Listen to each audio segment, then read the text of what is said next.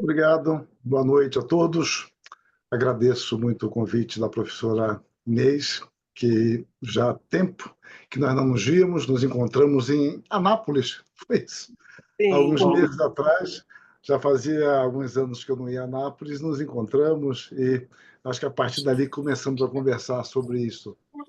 Estou tendo uma satisfação muito grande de participar deste curso e de ter um contato mais próximo com a Uni Evangélica, que eu conheço há tantos anos, só fisicamente. Eu falava de passar em frente quando ia a Nápoles para algum seminário, igreja, e Anápolis me traz saudades do meu tempo de estudante, quando eu estive pela primeira vez. A maioria de vocês não era nascida.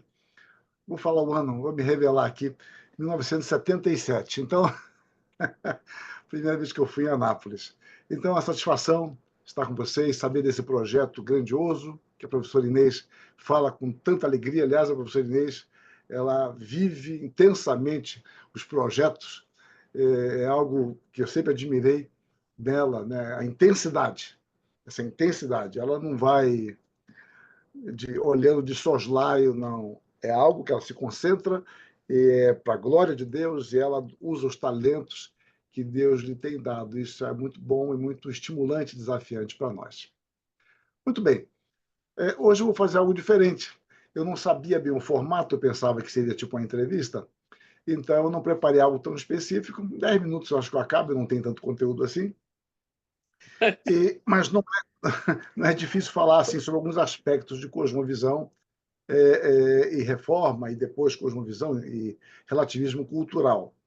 Bom, só para localizar um outro participante que não esteja enfronhado, a ideia de cosmovisão é divisão de mundo, né? Uma palavra que foi inventada, criada por Kant e difundida por Hegel, embora alguns pensem que foi Hegel, né, como Gadamer, no século XX, errou quanto a isso, mas é porque ela se tornou muito conhecida via Hegel.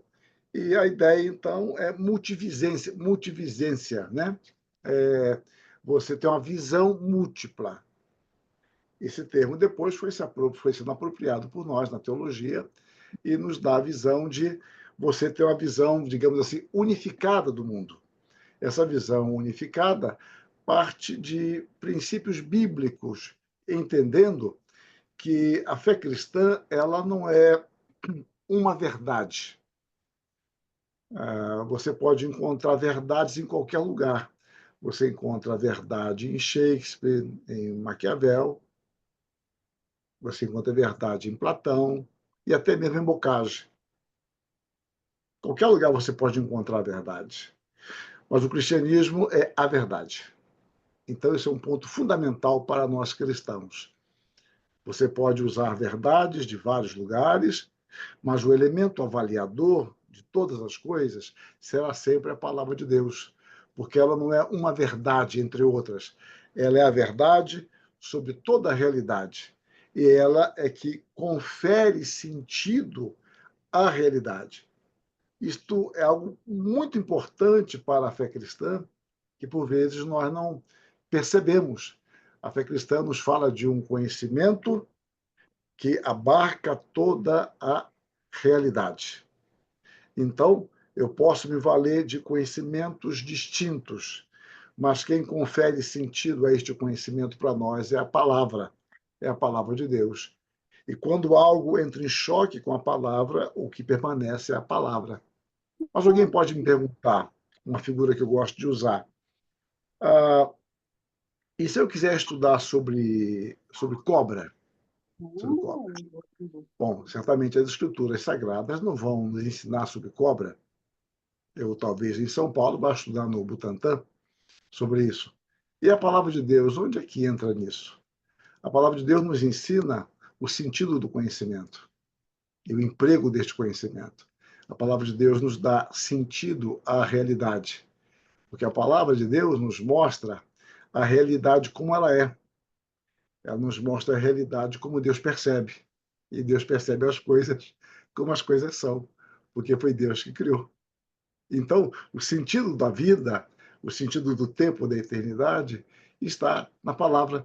Ela confere sentido, ela dá uma dimensão mais ampla e correta de qualquer coisa, de qualquer área, de qualquer esfera de nossa vida e de qualquer momento da história. Ela permanece como a palavra. E algo que nós não observamos, talvez sempre, é a ideia de que a Bíblia dá extrema ênfase à verdade. O Evangelho de João, as cartas de João, é onde mais aparece a palavra verdade, verdade. Jesus Cristo é a verdade. Ele diz: Eu sou o caminho, a verdade e a vida. Então, ele se coloca como uma verdade epistemológica. Ele é o caminho para se conhecer. Ele é a verdade no sentido ontológico, porque ele é a verdade. E ele é a vida. Ele é a verdade no sentido existencial. É ele que confere sentido à vida. Por isso que o padrão cristão, de uma cosmovisão cristã, é o próprio Jesus Cristo. Porque, como diz Paulo em Romanos 8, até o verso 31, ele vai nos mostrar que o Senhor é o nosso modelo. O Senhor nos escolheu nele para sermos conformados à sua imagem. Ele conhece, ele predestina, ele justifica para sermos conformados à sua imagem. Então, em Cristo, nós temos o modelo absoluto de uma cosmovisão absolutamente cristã, se é que podemos falar dessa forma. Bom, dito isso, eu tomo um outro ponto, eu fiquei pensando estes dias, é que todos nós temos que ter uma humildade, e isso às vezes falta a nós. Porque você conhece algo verdadeiro, não quer dizer que você pratique o que é verdadeiro. Isso não lhe coloca numa situação superior. Voltemos à questão da verdade do cristianismo. O cristianismo não é algo verdadeiro. O cristianismo é a verdade. São coisas diferentes. Para que algo seja verdadeiro, é preciso que haja uma verdade. Se não houver verdade, eu não posso dizer nada que seja falso ou verdadeiro. Uhum. Falta um critério de avaliação. Uhum. Agostinho já criticava isso, por exemplo, quando alguém não crê na verdade, como relativismo.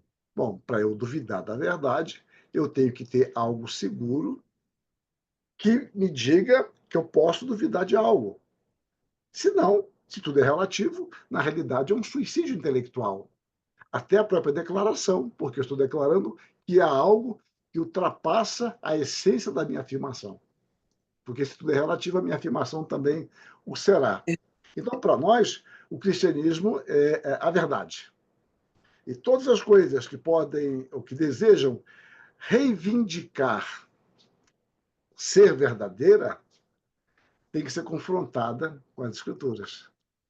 É a escritura que vai convalidar, que vai dar o selo de autenticidade a uma suposta verdade produzida por alguém. E pode dizer, olha, isso produzida no sentido de descoberta, encontrada, este elemento é verdadeiro porque faz sentido.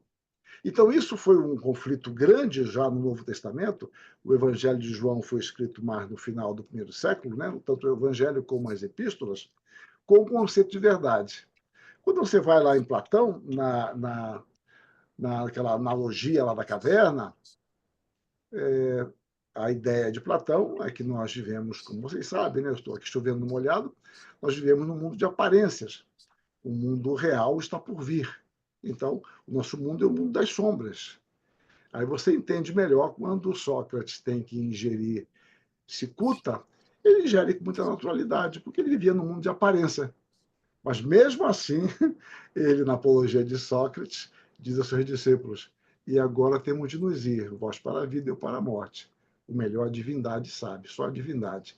Então, mesmo assim, ele não tinha grande certeza. Bom, mas voltemos a Platão. Esse mundo que nós vivemos aqui seria um mundo de aparência. Jesus Cristo, quando ele diz eu sou o caminho, a verdade e a vida, ele usa uma palavra oposta à que eles usavam, como um mundo de imagens. É como se dissesse: olha, vocês vivem num mundo de imagens, de sombras. Para vocês, o mundo por vir, ou alguma outra esfera, que é o mundo da verdade. Muito bem, eu sou a verdade. Uhum. É algo fascinante. totalmente contracultural. Entra em conflito. Eu sou a verdade, eu sou o caminho e a vida. A minha palavra é a verdade. E conhecereis a verdade vos libertará. Vocês podem conhecer a verdade. A verdade é acessível. A verdade é comunicável. E isso se constitui num fundamento para o cristianismo. Porque um dos pontos fundamentais para o cristianismo é que há um Deus que fala e age. E esse Deus pode ser compreendido por nós, pela fé, que é dom de Deus. Porque se Deus não fosse compreendido, não haveria a fé cristã. Haveria o quê? Haveria sonhos, desejos, mas nós podemos conhecer a verdade. Nós não esgotamos a verdade, mas o que nós podemos conhecer da verdade faz sentido, porque, como diria Descartes, Deus não é um Deus enganador. Ele se revela tal qual ele é, adequando-se ao conhecimento a nós, o seu conhecimento a nós. Então eu posso conhecer a Deus. Posso conhecer a Deus como Jó no início da sua vida e posso conhecê-lo como Jó conheceu no final da sua vida. Jó Pastor, diz que... Pois não. aqui com dó de interromper o senhor, querendo aproveitar isso para dirigir um pouquinho essa sua fala para a questão da educação. Porque aí na cosmovisão calvinista ele vai falar exatamente que a gente pode conhecer a Deus e a gente pode conhecer de algumas maneiras, né? A gente pode conhecer através da palavra, que o senhor tão bem já explanou, mas Calvino dizia que a gente pode conhecê-lo através das obras criadas. Eu queria que o senhor explorasse um pouquinho isso, o quanto essa percepção da, da possibilidade de conhecer a Deus, o quanto isso contribuiu para a gente ter uma universidade, o quanto isso contribuiu para as ciências, Certo. contribuiu Muito para bem. a evolução mesmo do pensamento, inclusive. Muito bem. Então, só concluindo o raciocínio, nós podemos conhecer a Deus genuinamente, mas não exaustivamente, porque ou Deus deixaria de ser Deus, ou nós seríamos deuses. Um Deus totalmente explicado deixa de ser Deus. Sim. Né? Bom, dito isso, chegamos à reforma. Vamos lá, pegar Calvino. Dois pontos que são pouco explorados. Eu estou pegando pontos menos explorados porque eles são fundamentais e a gente pega muitas vezes um pouco acima. Sendo que são ignorados, são pouco explorados. É o conceito, por exemplo, de fé explícita. Isso vai ser muito importante para Lutero e para Calvino. Lutero levantou essa questão e Calvino desenvolveu. Dentro do conceito católico romano, a fé deveria ser implícita, ou seja, você é membro da Igreja Romana, então você crê no que a Igreja crê e pronto, está implícito aquilo ali. O que você entende, não entende, o culto não precisaria ser entendido, de fato a missa é em latim. Então, bem, você crê no que a Igreja crê, mas você não sabe o que a Igreja crê. Para Lutero e depois para Calvino, a fé tem que ser explícita. Para a fé ser explícita, eu tenho que ensinar as pessoas. Uhum. Elas têm que ser instruídas nas escrituras para que elas possam conhecer e crer. E que amanhã elas possam declarar a sua fé. Elas possam professar a sua fé, porque elas aprenderam. Elas sabem, como diz Paulo no final da vida, elas sabem em quem tem crido. Em níveis diferentes de conhecimento, sem dúvida, mas conhece. Bom, então isso vai ser um ingrediente fundamental para que nós possamos criar escolas. Por quê? Uma das ênfases da reforma foi a tradução de Bíblias. Não que não houvesse isso antes, já havia bem menor esforço, porque o humanismo renascentista, dentro do qual a reforma está inserida, foi um movimento intelectualizado, não foi um movimento que desceu às camadas. O latim continuou sendo a língua e era suficiente. Os intelectuais conheciam o latim, as universidades eram para os intelectuais ou alguém que fosse protegido. A ideia de escola pública, por exemplo, esse conceito veio fortemente com a reforma, de um modo especial com Lutero. As cartas de Lutero são muito importantes sobre esse assunto. Bom, o que vai acontecer? Eu tenho que colocar a Bíblia na língua do povo. a ênfase em traduções da Bíblia. Mas descobre-se uma coisa óbvia, mas não tão óbvia para quem estava na época, que o povo era analfabeto. Então não adiantava traduzir a Bíblia se o povo é analfabeto. Então tem que criar escolas. Porque Deus fala, por meio da revelação geral, que a professora Inês mencionou, na natureza. Mas para que você tenha uma leitura correta da natureza, você precisa das escrituras. Porque somente alguém com um coração transformado pode entender a natureza dentro da sua esfera correta. Porque o homem que não conhece a Deus pela palavra, ele vai começar, por exemplo, a falar da mãe natureza, de um ser superior, coisas desse tipo. Ele vai ter uma ideia bastante amorfa a respeito de Deus. Somente a palavra de Deus vai nos dizer corretamente, nos dar a interpretação correta, para eu dizer, olha, os céus proclamam a glória de Deus, o firmamento anuncia as obras de suas mãos. E esse elemento vai trazer uma contribuição grande para a ciência que talvez eu não tenha condições de falar. Bom, então, o que eu faço? Traduzo a Bíblia, tenho que criar escolas. Calvino fez uma coisa inédita. Calvino ele escreveu as suas Institutas, né, a sua principal obra, em 1536, e ele vai começar a traduzi-la para o francês. E aí que vai ser algo interessante. Ele não só traduz, como ele adapta a sua obra para o francês. As suas frases, a ordem das frases, alguns termos ele vai mudando, porque ele queria se comunicar melhor com o francês. Ele era francês. Mas o que era inédito nisso? Não havia com a intelectualidade essa preocupação. Você não escrevia na língua do povo, na língua nativa. Você escrevia em latim. No campo filosófico, quem vai ser inovador nisso vai ser um outro francês, vai ser Descartes. Mas Descartes somente em 1637, se não me falha a memória, quando ele escreveu o discurso do método.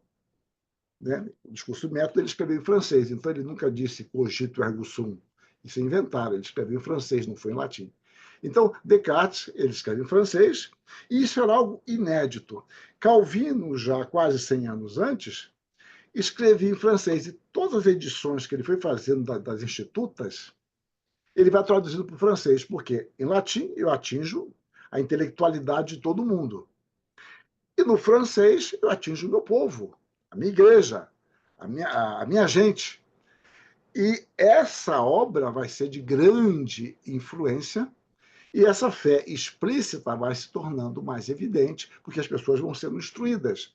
E quando você estuda a história da tipografia, e não precisa nem pegar autores evangélicos, pode pegar Lucien Febvre, é pena que ele morreu antes de acabar a obra dele, mas o discípulo dele continuou, né, o Martin. Você vê que o conceito de livros em massa foi com a reforma.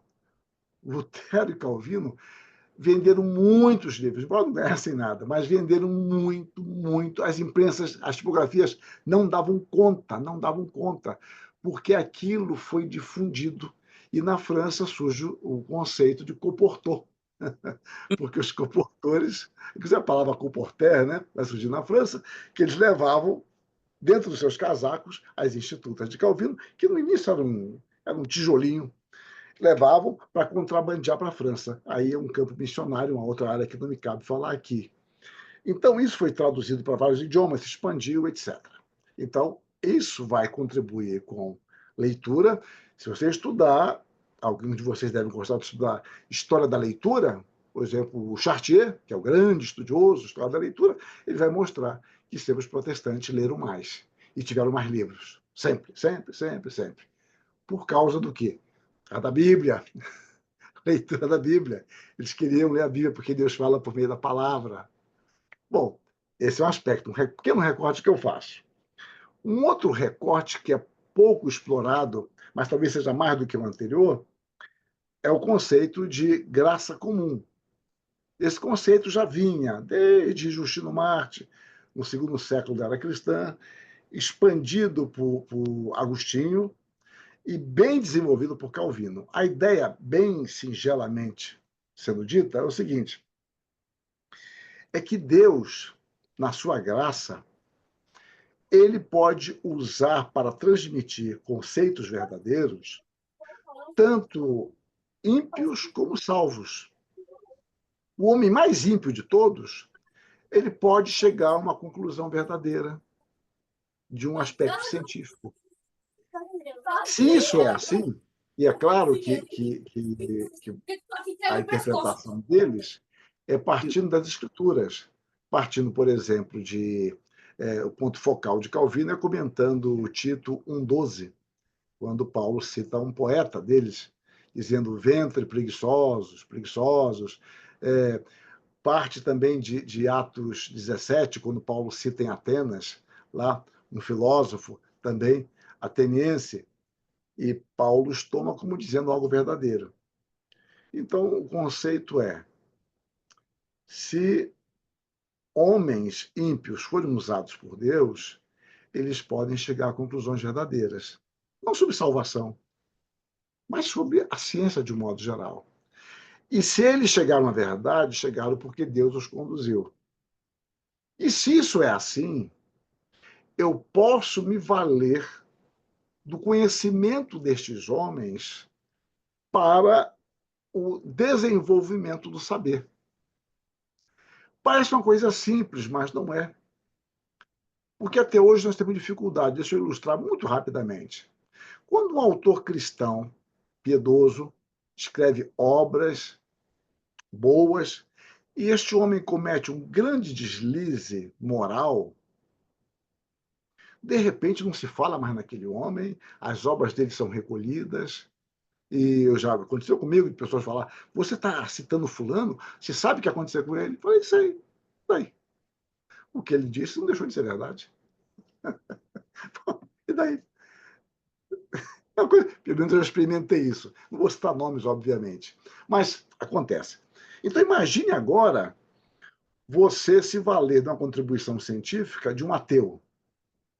Mas ele é ateu. Bom, ele quis dizer aquilo por um propósito equivocado, mas esta verdade é bíblica. Não uso o que ele fez. E eu posso me valer disso. Este conceito de graça comum foi fundamental para a ciência moderna, de um modo especial na Inglaterra. A Inglaterra assumiu a vanguarda, os puritanos foram importantes neste caminhar também, e você vai encontrar o grande desenvolvimento nos laboratórios, nas pesquisas de várias áreas, a própria Academia Britânica, ela vai se desenvolver muito, mas não somente ali, mas o princípio de que, aí vem a frase de Calvino: toda verdade é verdade de Deus. Se homens ímpios falaram a verdade, eles falaram porque aquilo provém de Deus. Não existe verdade fora de Deus. Gente, isso é um assunto que não sou eu apenas, como cristão ou cientista cristão, que vai desenvolver isso. Você vai ver ateus desenvolvendo esse conceito a contragosto, ou historiadores da ciência. Como esse tipo de conceitos de graça comum foi muito importante para o desenvolvimento da educação. Bom, pegando agora um caso muito específico, Calvino vai para Genebra. A gente, quando pensa em Genebra, pensa numa cidade grande, grande, rica, como hoje é, etc. Bom, mas não era. Genebra é uma cidadezinha de 12 mil habitantes no tempo de Calvino, quando ele chegou lá a primeira vez em 1536. 12 mil habitantes, uma cidadezinha totalmente endividada. Berna, que era a cidade que tinha dinheiro, e é belíssima Berna, de fato. E a cidade é com um nível de prostituição altíssimo. As prostitutas de Genebra eram famosas na Europa. Havia homens ricos que faziam questão de ter uma prostituta em Genebra. Eu comparo, risco meu, Genebra do século XVI a Corinto do primeiro século. Para mim, moralmente, era algo assim, bem parecido, guardando as proporções. Corinto era uma cidade de 250 mil habitantes no tempo, primeiro século. Genebra tinha 12 mil habitantes. Então, a reforma foi implantada lá antes de Calvino, meses antes, oficialmente, via Farel. Mas uma coisa é você implantar pela lei algo com uma suposta maioria. Outra coisa é implantar uma cosmovisão. Isso é outra coisa diferente, admitir isso. Então, Calvino, não vou contar, não teria tempo para isso, como é que ele ficou por lá, por que ele ficou, não vem o caso aqui. Calvino é contratado para ficar em Genebra, ele vai pregar, vai ensinar, ele reativa uma escola, e o Colégio de Rive, a escola começa a crescer, se desenvolver, etc. Depois, Calvino e Farel são expulsos de lá, vão para Estrasburgo, volta para Genebra, depois, a convite deles mesmos, isso de forma bem resumida, expulso em 1538, 36, 38, por aí, voltou em 1540, por aí, 19, 40. Eu estou falando assim meio de grosso modo. Mas em 1559, Calvino cria uma academia de Genebra, que hoje seria a Universidade da França. Ele cria a Universidade de Genebra, desculpe, hoje seria a Universidade de Genebra. Ele cria a academia com 800 alunos, teve que pedir esmola, porque não tinha dinheiro. E a Genebra chegou a ter 18 mil habitantes nesse período, mas a maioria, ou grande parte, era imigrante. Muitos foram perseguidos, chegaram lá sem dinheiro, alguns com dinheiro, não podia dar bolsa para as pessoas ainda. É um processo. E ali ele vai criar uma escola, essa academia, no qual vai ter uma preocupação muito importante. É o estudo erudito. Genebra vai ter um estudo erudito dos clássicos. Tem um jesuíta muito famoso que ele tem mais de uma obra sobre Genebra, e uma delas é sobre a Biblioteca de Genebra, os livros da Biblioteca de Genebra, e como lá tinham os clássicos. Segundo aspecto de Genebra era a piedade, a vida devocional. Um outro aspecto que vai se desenvolver em Genebra vai ser o aspecto missionário. Não é o nosso assunto hoje. Genebra se tornou um grande centro missionário, uma coisa impressionante. A França foi amplamente evangelizada pelos ex-alunos da Academia de Genebra, e também milhares e milhares foram mortos. Os documentos são bastante acessíveis. Bom, essa academia, então, vai se tornar um modelo educacional que poderíamos falar em termos de, embora não seja o lema deles, mas erudição e piedade.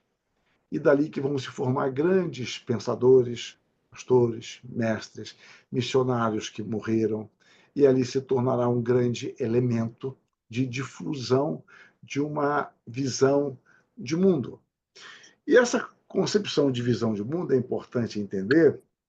Para você? Para você? Pois não, a partir de uma figura de Descartes, do próprio Calvino.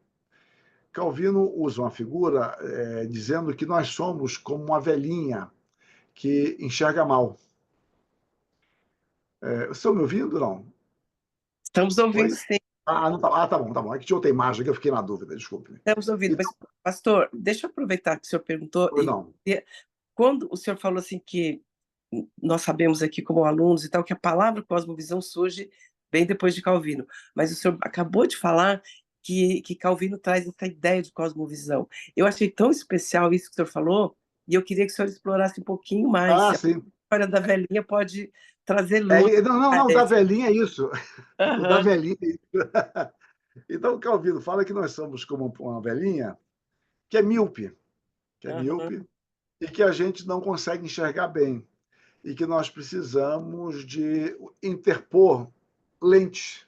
uhum, Ele fala, então, que a Bíblia deveria ser as nossas lentes sim, para ler a realidade. para corrigir a nossa visão de mundo, a Bíblia Exatamente. cosmovisão cristã, né, que vai Cristã. trazer verdade sobre as realidades, que cada um vê a seu modo. E eu acho que aí dá para a gente entrar no tema, né, de cosmovisão e relativismo.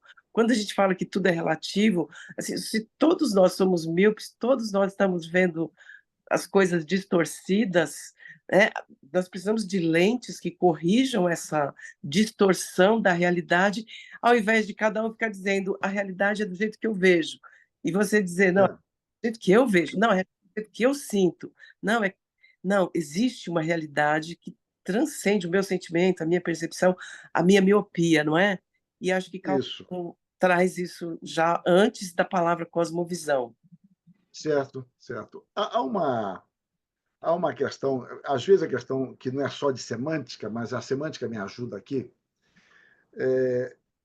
Falava-se muito no meu tempo de jovem, eu não sei se ainda se fala hoje, eu estou tão longe da juventude, existencialmente. Falava-se muito de minha verdade, sua verdade, verdade daquela pessoa, daquele grupo, etc. Ah, isso é a sua verdade, não é a minha verdade. Bom, não existe verdade de cada um. Existe percepções de verdade. A questão é muito mais do que semântica. A verdade, ela é o que é. Já dizia Agostinho, verum est, id quod est. A verdade é o que é. Ponto. Agora, a minha percepção, ela varia. E ela varia por que varia? Há questões objetivas e subjetivas. Era questão objetiva, eu sou pecador. Pronto. Sou pecador. Já embaralha tudo. Uma segunda que não tem a ver com pecado diretamente, mas é que eu sou um ser limitado. Então, eu sofro distorções em minha percepção de coisas, questões emocionais, questões biológicas, por questões é, é, sensoriais, como eu digo, se eu estiver, se eu comer um quidinho e for tomar um café expresso, vai ser um problema adoçá-lo. Quem não gosta de adoçar não há problema. Ah, esse café não adoça? Não, não é que não adoça. Você que comeu um quindim antes. Então, a sua percepção é que está errada por causa das suas sensações. Quando passar o gosto vai mudar. Ou quando era criança a gente brincava, né? Não tem geladeira em casa? Você chupa. Os jovens não vão saber nem o que eu estou dizendo. Você chupa a pastilha Valda e bebe água. A pastilha a água ficava gelada. Mas a água está gelada? Ou não está gelada? Não, não está gelada. Mas você a percebe assim.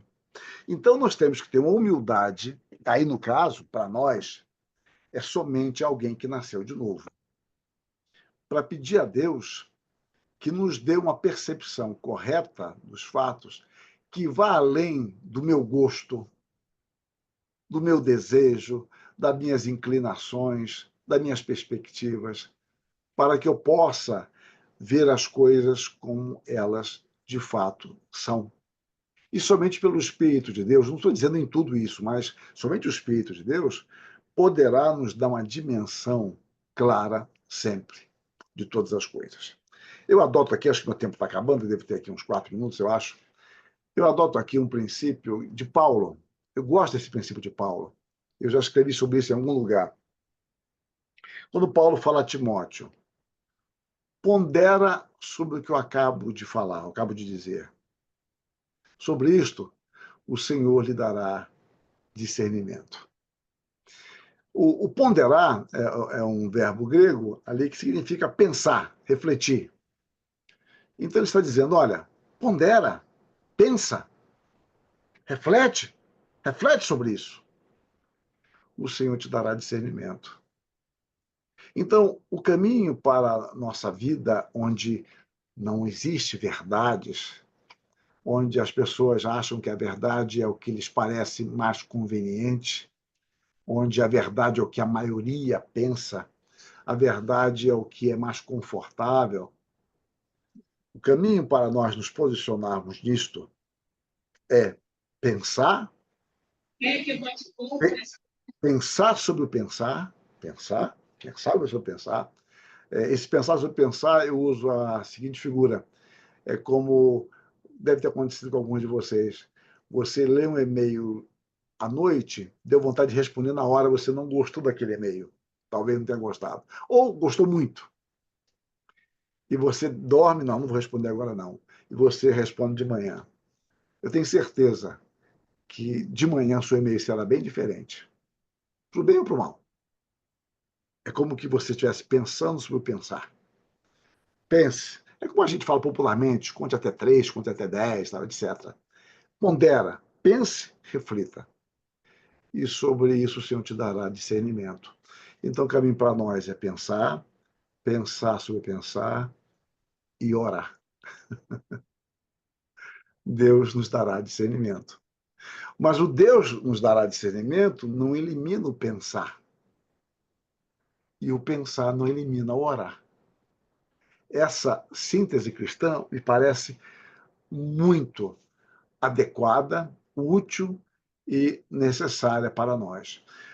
Porque nós temos que admitir, por isso eu tenho falado sobre humildade, é que, por mais honestos que nós sejamos, haverá sempre um desnível entre o que nós cremos e como nós vivemos.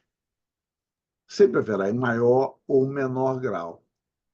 Isso não significa incoerência objetiva, isso não significa má fé, não. Significa que nós somos pecadores, significa que somos limitados. Que isso não nos leve a uma acomodação no pecado, mas saber que haverá sempre nossa profissão de fé, correta, ideal, digamos assim, e ao mesmo tempo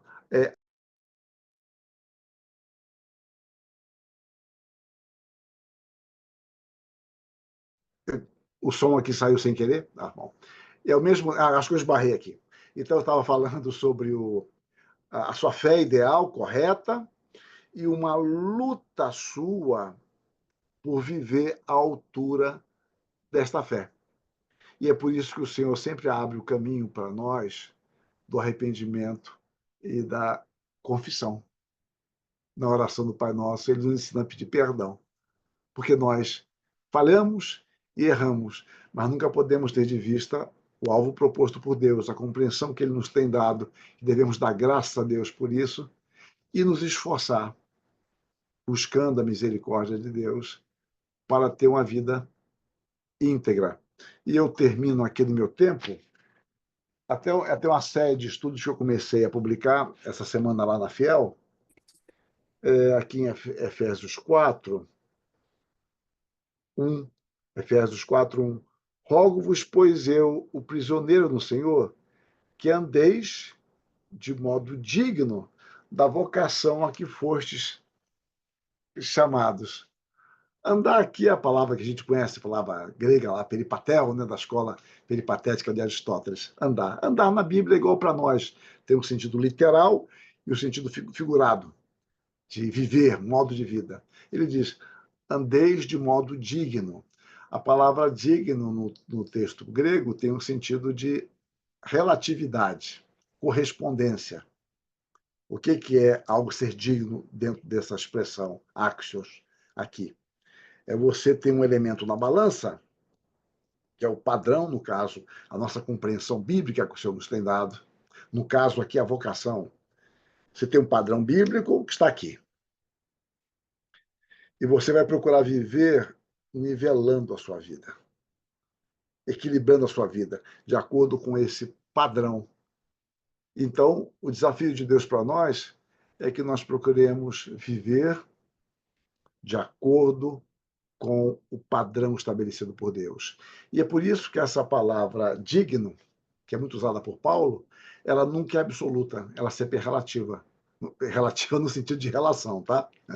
Do nosso tema. Ela sempre é relativa no sentido de estabelecer um padrão. Vivam de modo digno da vocação. Vivam de modo digno de Jesus Cristo. Vivam de modo digno de Deus, do Senhor. Sempre estabelece um padrão. E esse padrão agora é o que vai nortear para nós o modo de viver. Repare que isso sempre nos falará de absolutos que emanam da palavra de Deus. Eu vou abrir para perguntas, agora não sei se é o momento, mas eu termino aqui. E se houver alguma pergunta, se eu puder responder, tudo bem. Obrigado pela atenção. Muito bom, professor. Excelente, excelente. Que palavra bonita, que palestra maravilhosa. Tem uma pergunta aqui da Gabriele Marini. A pergunta dela é a seguinte: professor, como podemos integrar uma igreja tão imersa no sistema do mundo nesse despertamento? Boa pergunta. Esses dias eu estava respondendo um relatório. Eu não gosto muito de relatório, vocês não contem para ninguém, não. Eu já ficando velho, vocês vão chegar lá, vão ficando enjoado. Para quem não fazia só o que você gosta, né? Hoje eu só gosto de escrever. Bom, então tinha várias perguntas sobre a igreja. Você percebe que a igreja está assim, como é que você faz? Você tem observado isso assim, assim, como é que você faz? E minha resposta, bem impaciente, era: prego a palavra, prego a palavra, prego a palavra. Olha, o caminho para nós sempre é através da palavra. Mas se ensina a palavra. Não, não estou dizendo que é qualquer ensino da palavra, mas é o ensino da palavra. Eu posso estar ensinando mal, porque eu digo para meus alunos o seguinte: você pode estar pecando ensinando a verdade. Opa, que negócio é isso? Como assim? Quando você ensina a igreja algo verdadeiro, mas você não sai disso, não leva a igreja a um conhecimento mais profundo, se você quiser usar a figura de profundidade, ou um conhecimento mais alto, se quiser usar a figura da montanha, você está pecando. Porque nós somos chamados ao crescimento. Então você está pecando porque o tesouro que o Senhor nos dá na sua palavra, você não está ensinando à igreja. Você está simplesmente repetindo coisas verdadeiras, mais cômodas, que eles já sabem, mas você não os leva a partir dali a um degrau a mais, para compreender as implicações daquilo que aprendeu ontem. Então é um trabalho constante. Às vezes a gente desanima mesmo assim. A gente olha para a igreja e fala: meu Deus, não é possível. Por outro lado, a gente vê na história que houve momentos muito piores e mais graves. E Deus é Deus. Eu me conforto, às vezes, pensar em Sodoma e Gomorra. A coisa ali era pior do que hoje, me parece. Então, Deus tem o seu povo, Deus preserva a sua igreja. As batalhas assumem configurações diferentes. E a nossa batalha hoje, na maioria dos países, não é uma batalha mais física, mas é uma batalha no campo de ideias. E essa batalha é muito difícil.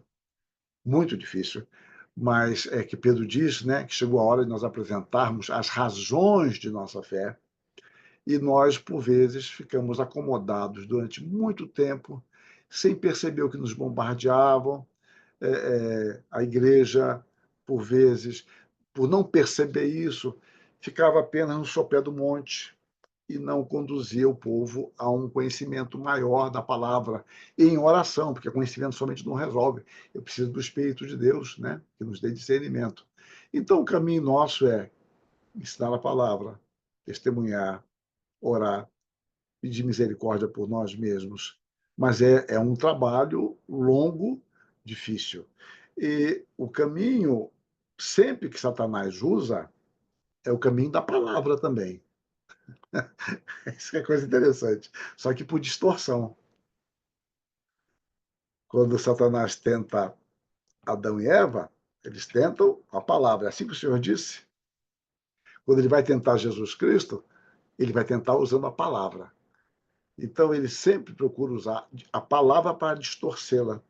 Então, nós temos que, ao mesmo tempo, ensinar a palavra, estar atentos o que é dito a respeito da palavra. Por quê? Parece confuso, mas são armadilhas. Porque a gente é muito guiado pelo gosto, não é? Eu sempre digo que o herético é simpático, por isso que eu tento ser antipático. Mas o herético ele tem que ser simpático. Por quê? Porque quando você gosta de alguma coisa, o seu senso crítico diminui. Não sei se observaram isso. Eu não vou ilustrar muito, porque senão vai longe isso. Mas quando você gosta de algo, seu senso crítico. Quando você não gosta de algo, você faz críticas muito profundas. É igual os pais, né? Nunca gostam do namorado da filha, né? E com razão, certamente. Bom, o senso crítico está alto. Porque eles, minha filhinha, não, esse rapaz, quem é ele, etc. Usando de forma genérica. O que tem a ver com a Bíblia? Assim, Bíblia, tá? Tem sim. Quando você pega em Atos 17, mostra que os crentes de Bereia gostaram do que Paulo dizia. Ali estava a armadilha. Poderia estar. Eles ouviram com avidez o que Paulo dizia. Ouviu com avidez, está no papo, gostou de mim. Mas eles examinaram nas Escrituras todos os dias para ver se as coisas de fato eram assim. Examinar ali é uma palavra usada em tribunais. É um exame criterioso. Então, assim, eu gostei do que foi dito, mas meu gosto não pode ser o padrão de verdade. Eu vou examinar nas Escrituras e ver. Porque às vezes o que eu gosto não é verdadeiro. E o que eu não gosto ou às vezes eu gosto e é verdadeiro. a palavra que será o critério. Então, ensino da palavra, oração e senso crítico. Isso é avaliação crítica. A gente não pode perder essa avaliação crítica biblicamente. Biblicamente. Não podemos perder isso. Muito bom, professor. Muito obrigada pela resposta. Temos mais uma pergunta aqui. O Júlio fez a seguinte pergunta: qual o primeiro passo para crescer e atingir esta maturidade e assim servir melhor o povo de Deus? Muito bem, o primeiro passo você já deu, que é querer servir e o senso de incompletude. É muito importante isso. O senso de incapacidade é muito importante. No ano retrasado, eu escrevi um artigo sobre não desperdice o seu sentimento de culpa. E é muito importante o sentimento de culpa. Ele pode ser muito útil. E hoje nós falamos muito sobre autoestima, autoestima. Bom, a grande autoestima, ela tem que ser bíblica. E há momentos que você tem que ter uma baixa autoestima. E há outros momentos que você terá uma boa autoestima. Eu sou filho de Deus. Outra vez não, eu sou pecador. Então, o senso de incompetência é algo muito importante diante de Deus, porque a nossa suficiência vem de Jesus Cristo. Bom, então você já tem noção, desejo de servir a Deus, servir ao povo de Deus. Você então tem que pedir a Deus que lhe mostre, e o mostrar não é que Deus vai se revelar a você diretamente, necessariamente, não. Eu creio que não é a forma dele agir. Mas, tudo bem. Ele vai lhe mostrar, a partir das necessidades da igreja e das oportunidades que ele lhe dá, para que você se aperfeiçoe e possa usar os talentos. Por exemplo, você está fazendo esse curso, não sei, ou está apenas nessa live. Por que essa live não pode ser algo que Deus está colocando já no seu caminho, como um princípio orientador, já em resposta à sua carência? Veja como é que funciona. A nossa consciência nem sempre é imediata. Imediata. Então, Deus já está, talvez, lhe respondendo, sem você ter percebido. E o caminho Deus vai mostrando. Você tem que caminhar. Caminhar os desdobramentos da obediência, ele vai aparecendo. As pessoas ficam discutindo muito sobre dons, talentos, lá. Obedeça a Deus e Deus vai mostrar a você como deve ser feito e ele vai abrindo oportunidades, caminhos, os, entre aspas, acasos da vida, né, que não são acasos, tudo está nas mãos de Deus. Eu, pelo menos, adoto essa postura. Muito obrigada pela resposta, professor. Temos mais uma pergunta, é a pergunta da Deuseni. Após a pergunta da Deuseni, vamos abrir para mais uma pergunta. Então, quem está aí com seu coraçãozinho querendo saber uma resposta do professor Hermsten, esse é o momento. A gente vai ter mais uma pergunta após a resposta aqui para Deuseni. Bom, a pergunta é a seguinte: o que o senhor diria sobre identidade sólida em tempos líquidos? E o que é identidade sólida? O que ela está dizendo com identidade sólida? O que ela quer dizer com identidade sólida? Deuseni, você consegue abrir o seu microfone aí e fazer a pergunta para o professor?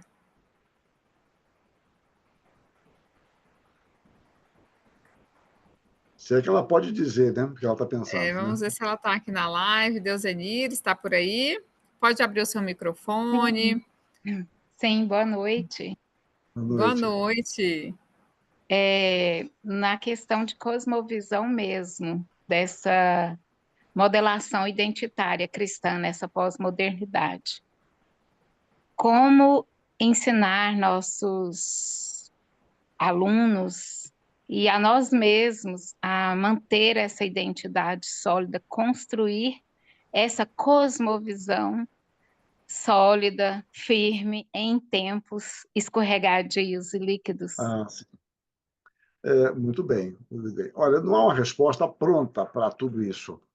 A questão sempre é a gente buscar a coerência bíblica, consistência bíblica.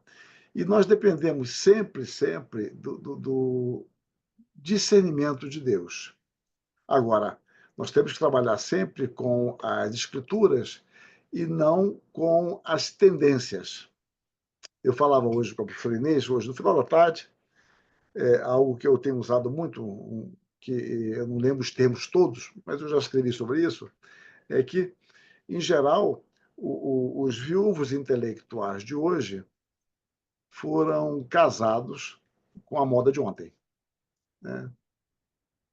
Você casou com a moda, porque era moda, e hoje você é um viúvo porque aquela moda passou. As tendências passam, a palavra de Deus não. Então, eu falei que eu não tenho resposta pronta, eu acho que não existe uma resposta prontíssima, porque você vai se deparar com cada situação diferente, em contextos diferentes, e Deus haverá de dar discernimento a nós. O próprio conceito de liquidez, que as coisas se dissolvem, se evaporam, assumem novas formas, conceito de pós-modernidade, que eu me neguei a falar sobre isso já há 20 anos, né? Porque quando, quando começou a virar o século, há 25 anos, né? Todo mundo falava, o homem do novo século, o homem da pós-modernidade. E eu criei uma historinha de brincadeira, dizendo que um homem acordou no século XXI e ele descobriu que ele não podia sentir o que ele sentia, porque ele já era um homem de um novo século. Como se a virada de uma noite para outra, de um século, ele teria mudado. E todo mundo queria palestras na igreja sobre esse assunto, o homem do novo século, pós-modernidade. Todas as vezes que eu uso a expressão pós-modernidade, eu uso entre aspas. Todas as vezes que eu digo que eu não sei o que é isso. Mas eu sei que a palavra já está até sendo ultrapassada já, mas eu creio que foi mais um modismo. Mas voltando então ao seu ponto, você podia falar de algo que se dissolve no ar também, não é? Então, as coisas, elas são fugidias.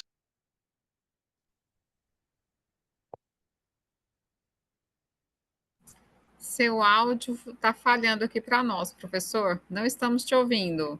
Não, eu cortei, não sei o que aconteceu. Desculpa, eu Agora cortei. voltou. Voltou. Olha, Eu que peço perdão, fui eu que fiz sem querer, na tentativa de abrir o da professora Inês, que está fechado. Então vou jogar uma praga na Rebeca aqui, viu? Bom, então. Bom, então ela me podou, hein? Fizeram igual com o presidente lá. Bom, mas muito bem. Então é o seguinte, eu estava dizendo, eu nem sei onde foi que cortou, mas foi no finalzinho, né? Nós vivemos sem referências, sem absolutos, sem tendências não, sem algo sólido, e nós ficamos agora tentando nos ajustar a isso. Nós temos que ter o nosso norte, podemos sim nos precaver quanto, por exemplo, às vezes determinados termos que lamentavelmente não podemos usar em algumas situações, aqui e acolá, nos prevenir contra esse boicote cultural que temos sofrido, mas a palavra de Deus é que permanece e pedimos a Deus discernimento para educar os nossos filhos, o que é homem, o que é mulher, o que é certo, o que é errado, o que pode, não pode, o que não convém, enquanto eles estiverem sob a nossa responsabilidade. E cada caso será um caso, mas sempre analisado à luz da palavra de Deus. Muito obrigada, professor. Eu acredito que a gente não tem mais perguntas aqui, pelo que eu vi. Professora Inês, você gostaria de complementar? Gostaria de fazer uma fala neste momento final da nossa live? Seu microfone está fechado, professora.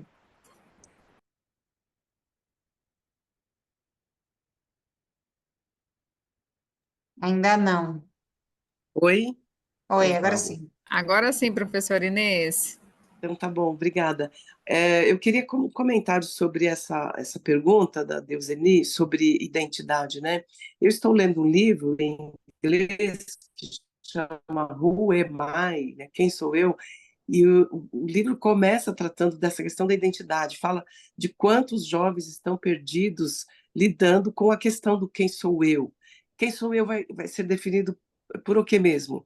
Não é pelo meu corpo, não é pela minha biologia, a biologia não tem nada a dizer sobre o que eu realmente sou, e aí essa falácia toda, né, da identidade está levando a desespero mesmo, né? Não são meus pais, não é a cultura, não é a minha religião, então quem sou eu? E aí eu sou uma coisa hoje, eu sou outra amanhã, eu não consigo chegar aí não, professor, mas é um livro? Woke, a revolução. Isso. Origens e consequências. É essa revolução que está gerando tanta morte, né? Jovens chegando ao suicídio porque não sei quem eu sou. E esse livrinho é um livro básico, mesmo simples, para pais e para professores, e ele diz que a resposta está lá em Gênesis, né? Toda, toda crise vai ser resolvida quando a gente começa lá, no princípio, Deus. Então, primeiro, assim, existe um Deus eterno que define o mundo, que define o ser humano, que define para que o homem foi criado, né? Criou o homem à sua imagem e semelhança. Então, quem somos nós? Somos seres criados à imagem e semelhança de um Deus eterno, de um Deus santo, de um Deus criativo, né? De um Deus que sabe por que é que ele nos criou para a sua glória e para em inglês que fala joy, né? Alegria, essa palavra, o enjoy, né? O desfrutar do Senhor. Enfim, eu acho que a resposta é essa, como nesse contexto tão escorregadio nós nos mantemos em pé, é retornando para a palavra de Deus e a ideia de uma visão de mundo, de uma cosmovisão, de uma visão de mundo cristã, bíblica, sobre todas as áreas da vida, vai levar de volta, assim, o que é que Deus fala sobre o trabalho, né? O que é que a palavra de Deus fala sobre ciência, sobre botânica, sobre o professor começou falando, deu um exemplo de cobra, né? Não fala de cobra lá, mas a Bíblia fala que Deus criou todas as coisas para a sua glória. Por que é que Deus criou a cobra? Como é que a cobra pode, de alguma forma, resultar em glória para o Senhor? Vamos estudar. Ontem eu estava conversando com uma pessoa muito querida que trabalha com a agrícola, né, com solo, e ele estava falando dos milhões de micro-organismos identificados pela ciência, e diz que esses milhões não passam de uma pequena porcentagem, aí, menos de 10% do que existe. Existe milhões e milhões de micro-organismos que a ciência sequer conhece. Imagine uma criança que sabe disso e começa a dizer, eu quero pesquisar, eu quero conhecer esse negócio, eu quero conhecer o solo. E essa criança descobre a vocação da vida dela. Vai passar o resto da vida estudando o solo e não vai chegar a lugar, não vai chegar no final, né? E vai ter uma razão para pesquisar e vai glorificar a Deus pesquisando lá os micro-organismos. Outro vai pesquisar as cobras, outro vai pesquisar a música, a melodia, os astros. E nós jamais conheceremos todas as coisas, mas nós podemos partir daí. No princípio, Deus criou todas as coisas e Deus me criou. Deus criou, se eu falar isso para uma criança, Deus te criou com um propósito que só você pode cumprir, ninguém mais. Ninguém mais vai cumprir o propósito para o qual Deus fez você. Nós estamos dando um chão sólido para essa criança pisar, para esse adolescente pisar, para esse jovem, né, para essa família pisar. Deus nos criou e ele tem um propósito, e os propósitos dele não podem ser frustrados. Então, nós vamos chegar lá se nós estivermos firmes, né, nessa convicção desse Deus que sabe o que está fazendo. Né? Ele controla o universo, ele é capaz de controlar a minha vida. Né? Ele controla todas as bilhões de galáxias, que cada uma tem bilhões e bilhões de estrelas. As crianças não sabem disso, as crianças não estudam astronomia, as crianças não ouvem falar de coisas grandiosas. Né? As crianças ficam olhando para o próprio umbigo e dizendo, o que será mesmo que eu quero ser? Né? Eu posso ser qualquer coisa, posso ser... É muito sério. E aí, para terminar minha fala, passar para a professora Miriam, eu conversei com uma pessoa que mora nos Estados Unidos e que conhece uma pessoa que trabalha numa escola que foi obrigada a colocar uma caixa de areia na escola para as crianças que acreditam que são cachorro e gato. Então, não é mais a questão do banheiro né, unissex, do banheiro, caixa de areia numa escola de departamento, uma escola infantil, para criança que se identifica como gato e cachorro. Ah, ela acha que ela é um gatinho, deixa ela usar a caixa de areia em vez de usar o banheiro. O que é isso? Né? Se nós chegamos nesse extremo, isso é libertação, isso é educação libertadora, emancipadora, ou é uma educação para a escravidão? Escravidão da mente e da cultura, de modo geral. Então, a base sólida está lá na palavra de Deus, né? E nós queremos, no nosso curso de Cosmovisão Cristã, nós temos abordado as coisas a partir desta perspectiva. Então, nós estudamos a história da educação, começando lá, né, com gregos e romanos, mas dando uma ênfase na cosmovisão, da educação hebraica, que estava fundamentada na palavra de Deus. Estas coisas que hoje te ordeno estarão na tua boca, no teu coração, e você vai falar delas ao deitar, ao levantar, andando pelo caminho. Essa era a educação que dava consciência da identidade, que dava consciência de que existe um Deus que criou todas as coisas. E a gente vem passando pela história da educação, falamos de como é que a gente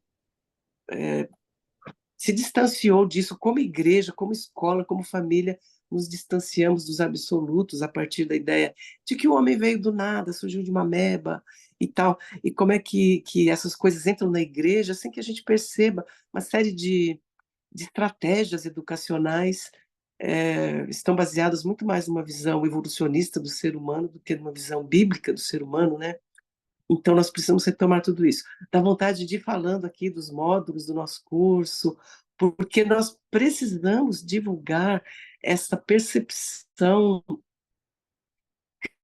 cristã das diversas áreas da vida. O curso chama Cosmovisão Cristã e Educação, mas eu penso que deveria ter um curso de Cosmovisão Cristã e Jornalismo, Cosmovisão Cristã e Direito, Cosmovisão Cristã e, e Tecnologia, né?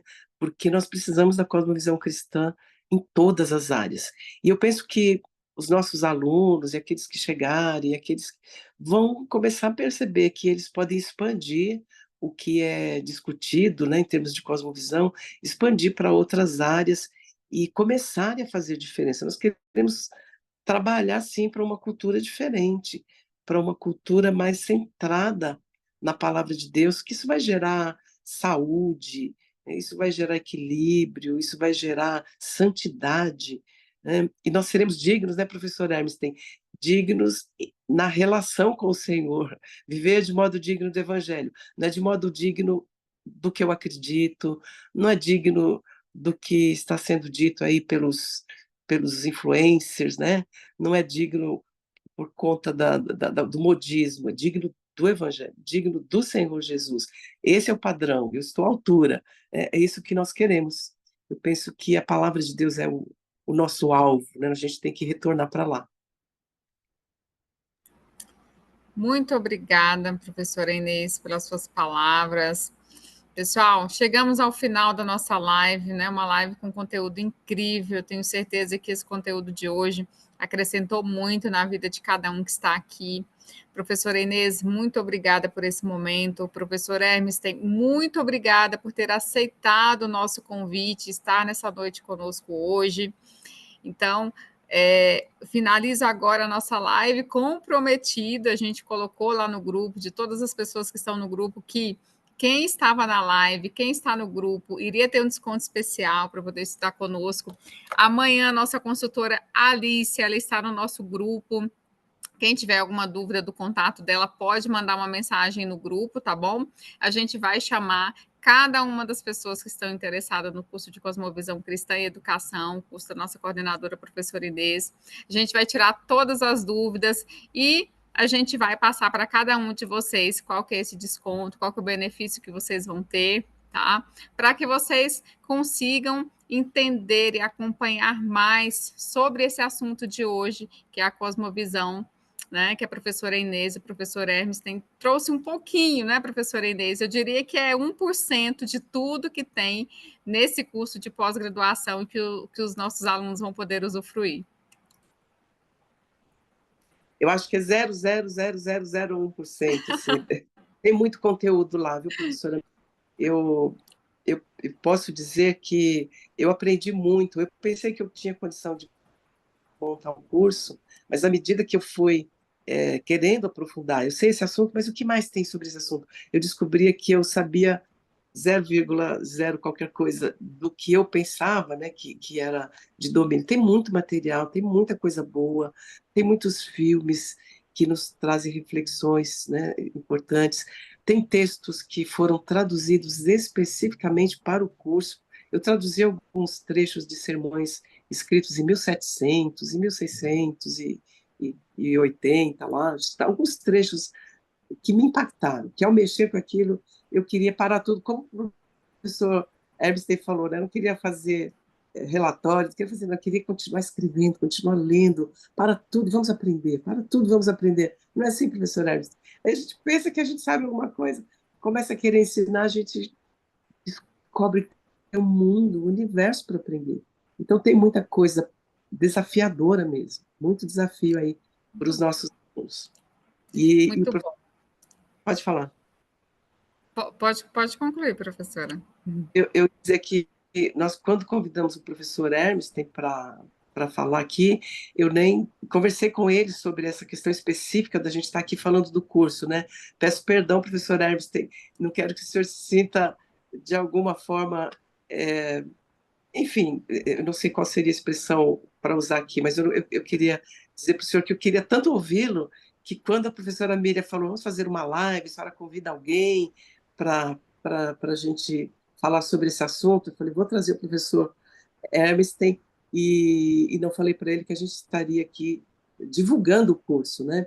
Mas, professor, a sua contribuição é realmente muito importante, eu quero fazer uma outra live com o senhor, no sentido de entrevista mesmo, que a gente traz algumas perguntas bem direcionadas, assim, para o senhor responder objetivamente, a gente fazer uma outra pergunta para ficar mais um jogo rápido, né?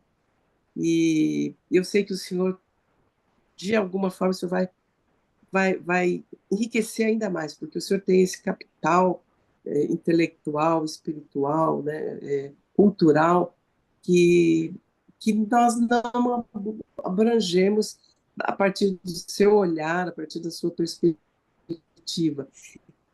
Então, Miriam, essa live é minúscula para ser investigado, o conhecimento é profundo, é vasto, é amplo, é elevado, e nós não podemos nos acomodar com a mediocridade, né? Nós queremos mais. E eu sei que esse grupo que está aqui é um grupo que quer mais. E então esse é o meu desafio. Eu quero pessoas estudando, eu quero pessoas pensando, eu quero pessoas ensinando outros a pensar. E a Igreja Reformada fez isso. E nós somos herdeiros disso. Temos que levar adiante. Muito bom, professora. Muito obrigada, pessoal. Muito obrigada pela presença de todos. Em breve, como a professora falou, a gente vai ter a possibilidade de próximas lives. A gente sempre convida todos os nossos alunos, todos os nossos candidatos. Então, este é o momento de agradecimento em nome da professora Inês, em nome do professor Hermsten, em nome da instituição. Muito obrigada por terem reservado esse tempo, né, em plena quinta-feira de vocês, à noite, para poder aprender um pouco conosco, com a professora e com o professor. Muito obrigada a todos vocês. Tenham uma excelente noite e até a próxima. Até uma próxima, se Deus quiser. Obrigada, professora Hermes. Até.